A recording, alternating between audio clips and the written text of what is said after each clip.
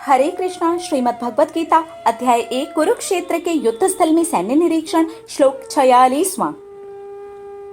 यदि मां प्रतीकारं शस्त्रं शस्त्रपाणयः धार्तराष्ट्रारणे हन्यस् तन्मे क्षेमतरं भवेत्। अर्जुन कहते हैं, मुझ निहत्थे को मार लेने दो।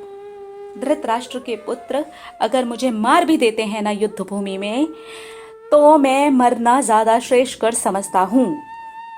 ये मुझे ज्यादा कल्याणकारी नजर आ रहा है, बजाय इसके कि मैं भी उन्हें मारने पर उतारू हो जाऊं। अरे उन्हें नहीं समझ आ रहा, मुझे समझ आ रहा है। वो मेरे अपने हैं, उनके साथ मैंने जीवन जिया है। इस श्लोक में अर्जुन यही कहते हैं और ये अध्याय 1 का सेकंड लास्ट श्लोक है। इसके बाद सिर्फ एक श्लोक और बचा है, इसलिए यहाँ पर हम स्वयं को थोड़ा और ज़्यादा गहराई से लगाने का प्रयास करेंगे। यही है जहाँ पर हमें सैन्य निरीक्षण करना है, स्वयं का निरीक्षण करना है, स्वयं को जानने का पूरा प्रयास करना है। इस सेकंड लास्ट श्लोक में हम बहुत कुछ अपने जीवन में समझ सकेंगे। हमें ऐसा बहुत बार लगता है, बहुत बार ऐसा महसूस होता है। हम कई बार अपने इस जीवन काल में हथियार डाल चुके हैं, तो इसके पहले का तो कहना ही क्या, पता नहीं कितनी बार हथियार डालते हुए आए हैं। अर्जुन जो कि युद्ध भूमि में खड़े हुए हैं, कुरुक्षेत्र में ये युद्ध लड़ा जाने हैं, यही सब कुछ हो रहा है वहाँ पर। हमारा कुरुक्षेत्र हमारी सोसाइटी है, हमारे आसपास के लोग हैं, हम जहाँ रहते हैं वो है, हमारे घर के लोग हैं। युद्ध भूमि तो हम स्वयं ही हैं। और हमारी महाभारत में तो कहानी ही कुछ और है।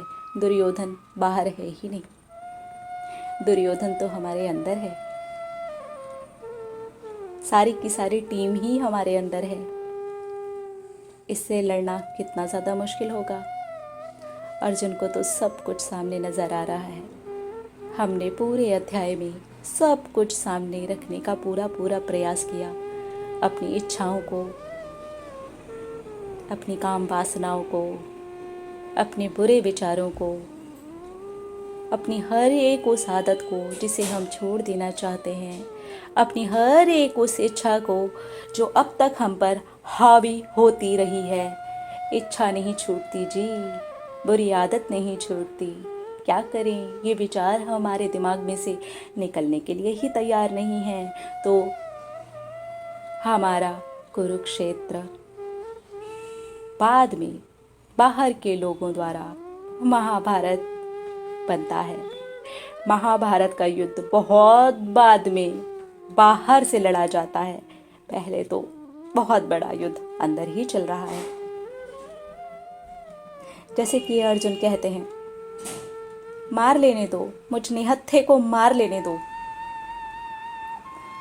युद्ध भूमि में अगर मैं मर जाऊंगा तो ये ज़्यादा कल्याणकारी नज़र आ रहा है। मुझे ऐसा लगता है यही सही है। वो अगर मुझे मार देते हैं तो ज़्यादा बेटर है। हमें भी अपने जीवन में ऐसा लगता है। ये इच्छा बहुत ज़रूरी है।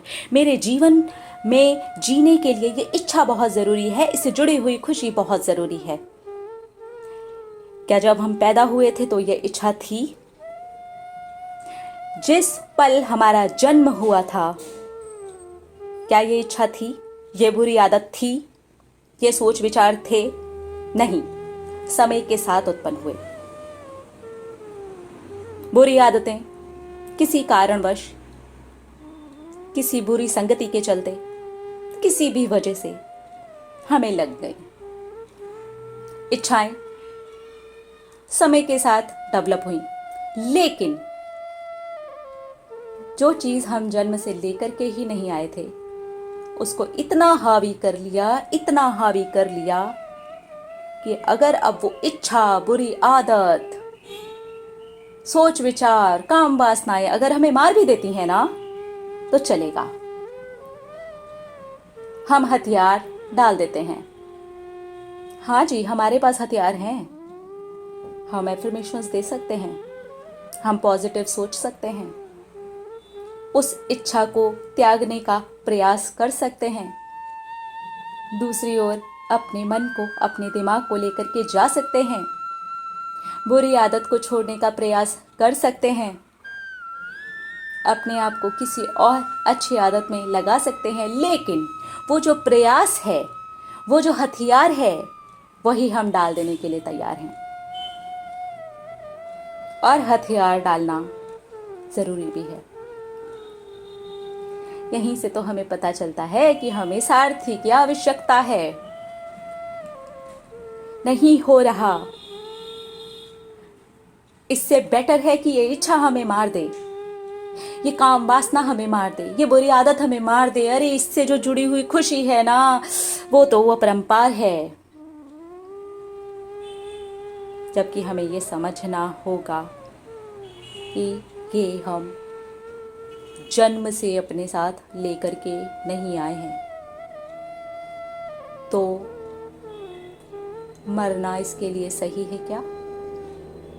हमारे जो रिश्तेदार हमारे ही अंदर बैठ गए हैं और हमें लगता है ये इच्छा ही मेरा जीवन है, ये बुरी आदत से मिलने वाली खुशी ही मेरा जीवन है, ये सोच विचार ही मेरा जीवन है, प्रयास नहीं होता है, हथियार डाल देते हैं। तो चलो अपने जनार्दन के सामने, अपने माधव के सामने, अपने श्री कृष्ण के सामने, अपने कन्हैया के सामने हम हथियार डाल देते हैं। हम हथियार डाल देते हैं। अब आप बताइए कि हमें क्या करना है। आप बताइए कि किस तरह का प्रयास करना है। आप बताइए कि मैं मरूं या मैं मार दूं। आप बताइए कि मुझे कैसे जीना है, क्योंकि मुझसे नहीं हो रहा। मुझे तो यही लग रहा है कि ये मुझे मार दे तो ज़्यादा बेटर है। डालें हथियार। सेकंड लास्ट श्लोक है, डाल दीजिए हथियार। लेकिन जब अपने सारथी का हाथ ही पकड़ लें और बना ही लें उनको मार्गदर्शक, तो जो वो प्रयास बताएं, जिस तरह से अर्जुन ने सब कुछ अपनाया और चले उस रास्ते पर, पूरी दुनिया जानती है, जीत गए वो महाभारत। आज हथियार डालने वाला अर्जुन महाभारत का विजेता है। तो हमें भी अपने अंदर की महाभारत का विजेता बनना है। आज से ठानते हैं, हथियार डालते हैं, मार्गदर्शक को पकड़ते हैं और अनुसरण करते हैं उस मार्गदर्शक का, जो कोई और नहीं है, स्वयं श्री कृष्ण भगवान हैं। बोलिए हरे कृष्णा। मिलेंगे इस अध्याय के सबसे आखिरी श्लोक में। देखते हैं आखिरी श्लोक हमें और कौन सी गहरी शिक्षा दे करके जाता है। हरे कृष्णा।